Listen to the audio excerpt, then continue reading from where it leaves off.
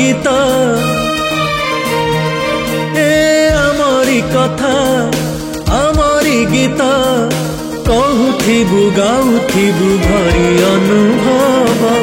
साहित्य रुहे खाली संस्कृतिर अनन्य विभव अजय उत्सव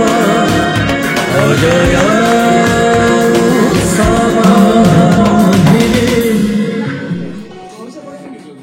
आपण समस्त नमस्कार। बड़ अड़ुआ परिस्थिति मो अजय उत्सव को मु प्रति वर्ष आसे। मोर मुख्य आकर्षण थाए प्रति वर्ष परी ए वर्ष जहाँ घटुची प्रति वर्ष घटे जे अजय स्वाई किसी प्रश्नर उत्तर देवे एवं मोर उत्सुकता थाए जे प्रश्न जहा हो ना कहीं मो अजय स्वाई को शुणी आज अजय स्वाई को मत प्रश्न करने को पड़ो एवं शुणा पड़ो उत्तर। अजय स्वाई आपण विचार जहाँ आपण भावती जे जड़े ओडिशार विशिष्ट साहित्यिक गाल्पिक कथाकार कवि आलोचक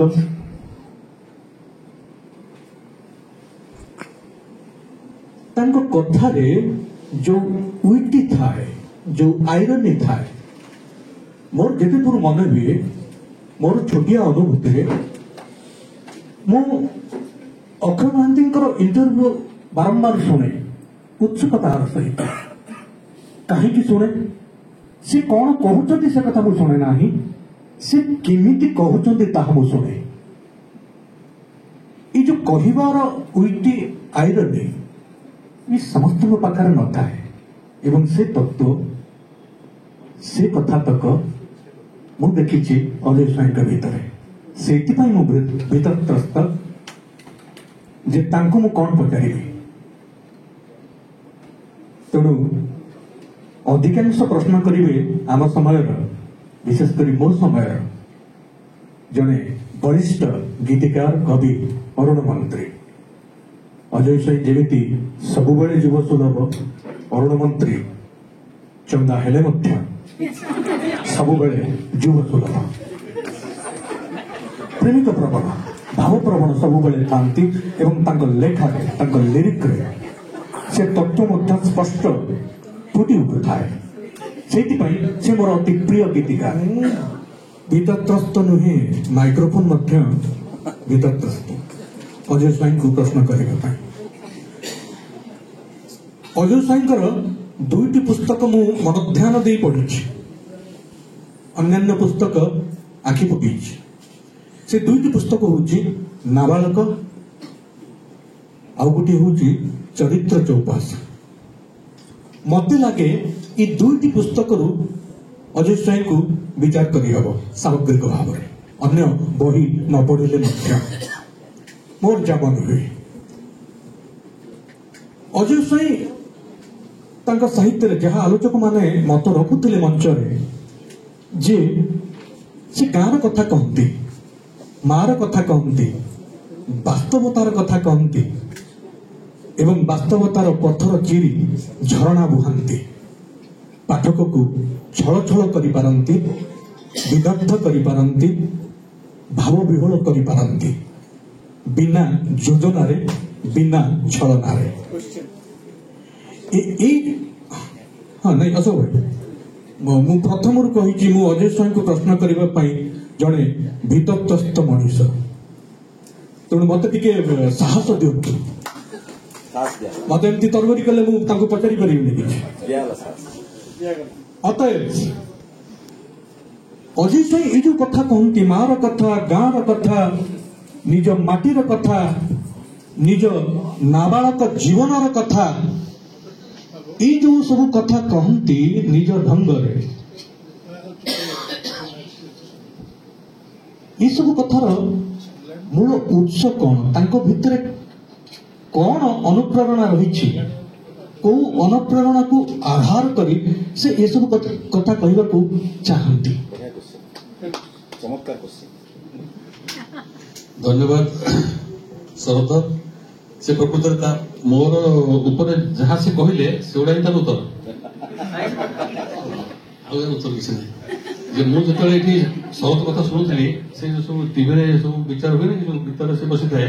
से जमी पचारे भारे मोर स्वर भूल हो पचार सी डर मुझे डरली सी मत डरनी आ जी प्रकृत पाठ ओडिशा जो पाठक मैंने पढ़ती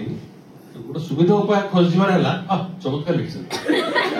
बस आउ से पचार जब से पचारा जो कहीं लिखी असुविधा से असुविधा जे जोड़े कथा मु जो स्तर को जाइए लेखार तुम तो बुझीपर तुम ज्ञान नहीं द्वितीय कथा मु कहीं लेखा कहीं कहबी देवराज लेखा गोटे टीवी रोड इंटरव्यू रत्नमाला स्वामी करते पचारे आप कहीं लिखते तो सी कहला देवराज कहले हाथी कहीं झुले पवन कहीं बहे फुल कहीं आसे देखे कारण वास्तव में नाबालक हो कि चरित्र चौपस हो सार रमेश पांडे कहते प्रकृत में गोटे पथर को फटे झरणा बाहर कथा गोटे वास्तवता भर गोटे स्वप्न बाहर ये जिया पूर्व सेली ये थे से जिया पूर्व मत मेसेज देखे मेसेज है जे आप तो स्वप्न देखा कथा कहते जदि आखिरे निद न आसो ताहले स्वप्न केम देखा ना उत्तर क्या देवी तो मोर गोटे प्रश्न जे स्वप्न कौन आखि देखे कौन बेस बुझे पार स्वप्न आखि देखे ना स्वप्न आउ गोटे जिन देखे अंध मान स्वप्न देखते तेणु जो मैंने स्वप्न देखी पारुवा लोक मैंने कल्पना कल्पना कथा सार कल्पना न कले आप ना हेलिकप्टर तैयारी करेंगे ना पुष्प विमान तैयारी करेंगे किसी करेंगे मु जो मैंने लिखी से कथा सर्जन सब कहते सार भी कहते जो मान सहित मोर अंतरंग मुझे न मिसिली न जानले मुझे लिखिपारि मत आसवे मुझे थे सतुषता कहती गुलजार को थे पचरागला आर डी बर्मन को तुम तो इतना चमत्कार गीत कर तुम कौ लिरिसिस्ट को डर आर डी बर्मन कहले गुलजार को कहीं ना गुलजार मोर सब डर वो तो सकाल गुलजार पहुंच गोटे खबर कागज पढ़ेदेव कब से टाइटल गुड़ा स्वर कर दिया मत बड़ डर तेणु ये डर भितर से बहुत चमत्कार गीतटे कर शरद सेमती क्रिएटिव गोटे कवि तो गीत कर कला यही ससुरा मैडम कथा होते सर आप गीत आम भी करवा सी करेंगे जी तक न बुझी से कर जो मान सहित मिसी मु जो गाँव बढ़ी जहाँ जहाँ कर सार अक्षय आसी सब कहला जो गाँव बढ़ी जो मान सहित मिसी जो चरित्र भेटी से तो सरू ना अनेक थर भी माने मोर मिसेस कही बापा सहीटा सही चलती बुआ ये कर मुझे कहे से तो सरू ना ये चरित्र अच्छे सरू ना से सले देखा आउ लिखा गप लिखा को गोटे क्राफ्ट कही हम सब तो क्राफ्ट गप से आमर किसी रमेश पांडे तो उत्तर विश्व देते जो मैंने प्लान करती देखो स्वर कर जोटा से स्वरटा प्रकृत गोटे आर्टिकुलेसन से मुझे तो आसूस कुआल कोटे कहीं बतौ ना हाँ से सारे गाँव प्रधान अच्छी तो तादेह केते लक्ष स्वर सर से सातटी मूल स्वर सर ना तेणु गोटे क्राफ्ट ताकू कर कलाटा जमी गोटे बुढ़ियाणी अच्छी गोटे बेंग अच्छी बुढ़ियाणी अच्छे अफिसर बेंग तार कर्मचारी बेंग सब डेरी 10 मिनट आसे तो बुढ़ियाणी पचारे तो सब डेरी क्या होगा डेरी कौन मैडम मु अफिस आइला बेले स्टाइल भाई आसो चाहूँगी मोर असुविधा हो कौ गोड़ आग पकई ये मुझे भावी डेरी हो आप मोर आदर्श एत गोड़ आप मैनेज कर चलते कहीं बता चार्टा गोड़ मैनेज कर बुढ़ियाणी कहला अच्छा तुम काली कर बेचारा बुढ़ियाणी सी तो स्वत भाव में चले से जानी से गोटा गोटा पछ पड़े जब भाविला आगे आसला जो बोल एक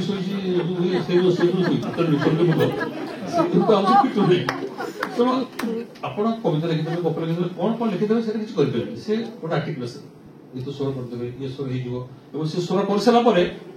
ଯେମିତି ମୁଁ ଲେଖି ସାରିଲା ପରେ ୟାକୁ ଲେଖି ପାରିଥାନ୍ତି ଭଲ ହୁଏତ ଭାବିପାରେ କିନ୍ତୁ ସ୍ୱର କରିସାରିଲା ପରେ କଦାପି ଜଣେ ଭାଇପାରିବନି ଯେ ଏକ ଭଲ ସ୍ୱର କରିପାରିଥାନ୍ତି ସେମିତି କିଛି ନାହିଁ ଯୋଉଟା ହେଲେ ସେଟା ଫାଇଦା ମୁଁ ଭାବେ ମୋ ମତରେ ଅନେକ କହନ୍ତି ଯେ ଗାଳ୍ପିକଟିଏ ନାଟ୍ୟକାରଟିଏ କବିଟିଏ ଉପନ୍ୟାସିକଟିଏ ତା ସୃଷ୍ଟିରେ କିଛି ବାର୍ତ୍ତା ରହିବା ଦରକାର ମେସେଜ ବାର୍ତ୍ତା ସାମାଜିକ ବାର୍ତ୍ତା এটা কোনো ନିହାତି ଦରକାର ମୁଁ ଭାବୁଛି ମୋ ମତରେ ନୁହେଁ କାହିଁକି ସୋସିଆଲ କମିଟମେଣ୍ଟ ରହିବାକୁ ଗୋଟେ ଗପରେ ବାଧ୍ୟ ନୁହେଁ ହଁ ଦେଲେ ବି ହବ କଣ ଧର ଯୋଉ ଫକୀରମୋହନ ସେନାପତି ରେବତୀ ଗପ ପରେ କଣ ସବୁ ବୁଢୀମା ମାନେ ଲୋ ରେବତୀ କିଏ ମରିଗଲେ ନା ତାପରେ ନାରୀ ଶିକ୍ଷା ଏତେ ପ୍ରବଳ ହେଲା ହେଲେନି ନା ଛଅ ନାଟ ପରେ ସାରିଆ ଭୋଗିଆ ଗାଁ ନେତା ରାମଚନ୍ଦ୍ର ମଙ୍ଗରାଜ ନାହିଁ ସମସ୍ତେ କରିବେ କେହି କାହାକୁ ବାର୍ତ୍ତା କିଛି କାମରେ ଲାଗେ ନାହିଁ ଦେଖନ୍ତୁ ମୁଁ ଗୋଟେ ଉଦାହରଣ ଦଉଛି ମୁଁ ଗୋଟେ ସୁନା ଦୋକାନ ଯାଇଛି ଜଣେ ସ୍ତ୍ରୀ ଲୋକ ଆମର ସେ ବନ୍ଧୁବାନ୍ଧବ ସେ ସୁନା କିଣୁଛନ୍ତି ସେ ସୁନା କିଣିଲା କହିଲେ କଣ ହବ କୋଠା କରିଛି 4 ମହଲା 4 ଗାଡି ସବୁ ପୁଅ ମାନେ ବାହାରେ ଖରାରେ ଶୋଉଛନ୍ତି ଏ ସୁନା କଣ ମାଟି ଏହା କହିଲି ଯେତେବେଳେ ସୁନା ଚେନ୍ ଦେଖଲା ନା 4 ଭରି ଟିକେ ଆଉ ଟିକେ ଓଜନ ଦେଖେ ତ ତାପରେ କହିଲେ କଣ ସୁନା ଏ ମାଟି କଣ ଗୁଡା ହବ ଆଜି ମଲେ କାହିଁକି ନା ନା ये चेन आउट हो जाता है और 4 भरी आउट हो तो এই লোভটা ହିଁ ଆମର এই ଗପ କବିତା ନାଟକ ସବୁ ମୂଳ ହଉଛି ଏଇ ମଣିଷକୁ ବୁଝି ହବ ନାହିଁ ଯୋଉଟା ବୁଝି ନ ହବାଟା ହିଁ ଆମର ପୁଞ୍ଜି ଏଥିରୁ ମୁଁ ଭାବୁଛି ମୋର ଆରମ୍ଭ ହେଉଛି ତାର ତ ଆପଣ କହୁଛନ୍ତି ଯେ ଗୋଟେ ସାହିତ୍ୟିକର କୌଣସି ସାମାଜିକ ଦାୟିତ୍ୱବଦ୍ଧତା ନିହାତି ଯେ ରହିବ ତାର କିଛି ଜରୁରୀ ନାହିଁ ତେଣୁ ଅରୁଣ ମନ୍ତ୍ରୀଙ୍କୁ ମୁଁ ପଚାରିବିନି ତାଙ୍କୁ ସଜେଷ୍ଟ କରିବି ସେ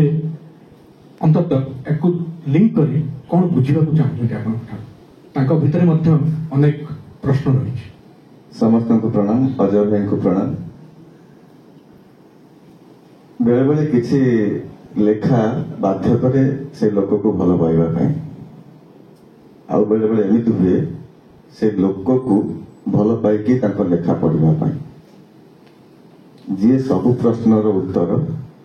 ଆଉ ଯିଏ ସବୁ ଉତ୍ତରର ପ୍ରଶ୍ନ ସେ ହେଉଛନ୍ତି ଡକ୍ଟର ଅଜୟ ସ୍ୱାଇଁ ମୋର ଗୋଟେ ଅଜୟ ଭାଇଙ୍କୁ ଏଠି ମିଶିଲା ପରେ ଭେଟିଲା ପରେ ଆଜି ଯୋଉ ପଚାରିବା ପାଇଁ କୁହାଯାଇଛି ମୁଁ ଖାଲି ଏତିକି ପଚାରି ମୋର ଗୋଟେ ଗୀତ ଥିଲା ତମେ ଏତେ ଭଲ ହେଲ କାହିଁ ମୁଁ ବାଧ୍ୟ ହେଲି ଭଲ ପାଇବାକୁ ତମେ ଏତେ ଭଲ ହେଲ କାହିଁ ମୁଁ ବାଧ୍ୟ ହେଲି ଭଲ ପାଇବାକୁ ଆମେ ଗୋଟେ ମିଟିଂରେ ବହୁତ ଗୁରୁତ୍ୱପୂର୍ଣ୍ଣ ବିଭାଗରେ ଗୋଟେ ସେକ୍ସନ ଥାଉ ଶରତ ମୁଁ ଆଉ ଅରୁଣ କହିଲା ଭାଇ ଏ ମିଟିଂ ବହୁତ ବୋର ହଁ ଆମେ ଆମେ ଟିକେ ଭଲ ହବାକୁ ପଳେଇବା ଆମେ ଯାଇକି ଭଲ ହବା ପାଇଁ ଆଉ ଗୋଟେ ଦୋକାନରେ ବସି ରହିଲୁ ଏଠି ମିଟିଂ ଚାଲିଛି ମିଟିଂ ଅଛି ବିଶେଷ ଅଛି ଅସୁର ବି ଅଛି ସାର୍ କୁଆଡେ କୁଆଡେ ମିଟିଂ ଆରମ୍ଭ ହେଇଗଲା ଇଏ କହୁଛି ଅରୁଣ କହୁଛି ଆମେ ଆମ ନହେଲେ ମିଟିଂ ହେଇପାରିବ ହଉ ଆମେ ଯିବା ତାପରେ ଶରତ ସେ ଟିକେ ଯିବାକୁ ଇଚ୍ଛା ଥିଲା ଆମେ ଯିବା ଆମେ ଗଲୁ 3 ଜଣ କେହି ଗଲୁନି ତାର ମିଟିଂ ଅଧା ଆସି ପହଞ୍ଚିଲୁ ତାପରେ ସେ କହିଲେ ଟାକ୍ସି ମିଟିଂଟା ଆରମ୍ଭ ହେଲାଣି ଚାଲୁନ ଯିବାନି ସେମାନେ ହଉଥିବେ ମାନେ ଗର୍ବି ହେଇଥିବେ ବା କି ତାଙ୍କର ଇଚ୍ଛା ନଥିବ ହଉଥିବେ ସେ ମୁଁ ପଚାରିଲି ଅରୁଣ ଆମେ କାହିଁକି ଗଲେନି ସେ କହିଲା ଯଦି ଆମକୁ ନ ଖୋଜୁଛନ୍ତି କେହି ଯଦି ଆମ ବିନା ହେଇପାରୁଛି ହଉ କଣ ଅସୁବିଧା ଅଛି ତେଣୁ ଭଲ ଲୋକ ଯେତେ ସବୁ ଅଛନ୍ତି ଜଣକୁ ଭଲ ପାଇବା ହେଲେ ମୁଁ ଆଉ ଟିକେ ଉଲ୍ଟି ଦଉଛି ଅରୁଣ ଗୀତ ମୁଁ ନିଶ୍ଚୟ ଶୁଣିବି ଯୋଉ ତାକୁ ଭଲ ପାଏ ତା ଗୀତ ଶୁଣି ମୁଁ ତ ଭଲ ପାଏ ମୁଁ ତ ଭଲ ପାଇଲେ ଗୀତ ଶୁଣୁଛି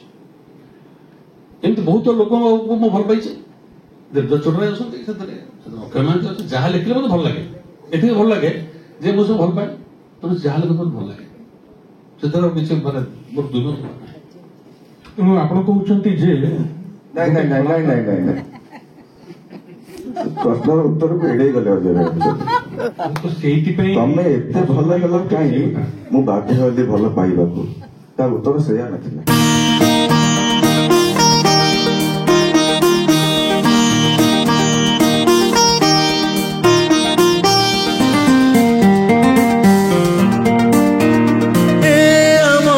কথা